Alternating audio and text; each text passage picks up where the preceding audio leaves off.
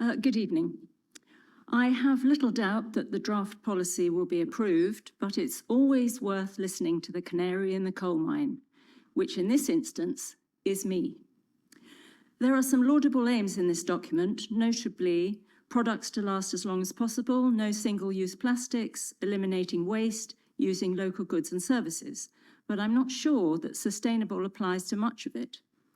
I've spoken before about electric vehicles with which the council fleet will be replaced, but many seem unaware of the repercussions.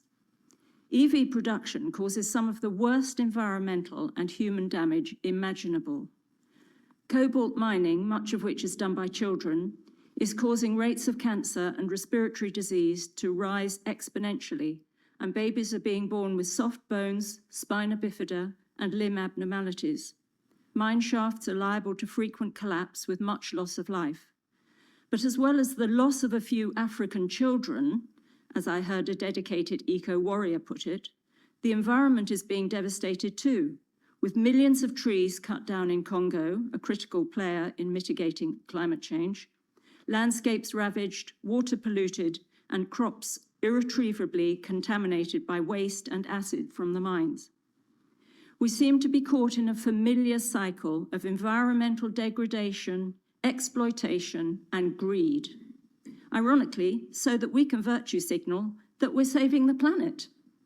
This is not sustainable, and it's no good saying it's just a stopgap as we'll soon have hydrogen or something, because right now we don't. Right now we're destroying the environment and thousands of lives.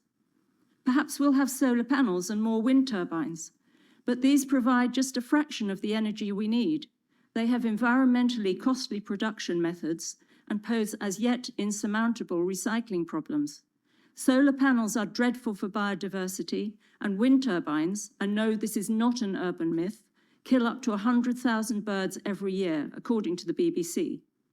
And it's just been announced that the government has put aside £1 billion to mitigate the adverse effect of wind farms on the RAF's network of early warning radars.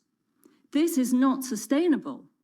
At the same time, we have hundreds of homeless people in Eastbourne, cuts in services, and a cost of living crisis.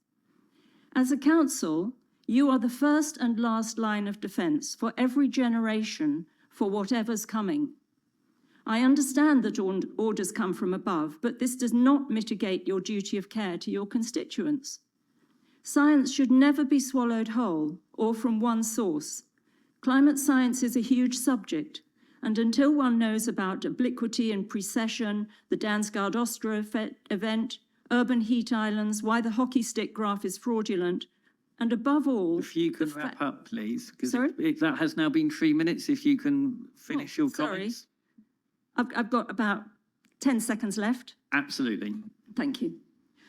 Urban heat islands and why the hockey stick graph is fraudulent, and above all, the fact that temperatures rise hundreds of years before CO2, one should probably not be installing policies which will make life much worse than it is now. To think that net zero will make our lives better or even save the planet is for the birds. Thank you. Thank you very much for your comments there.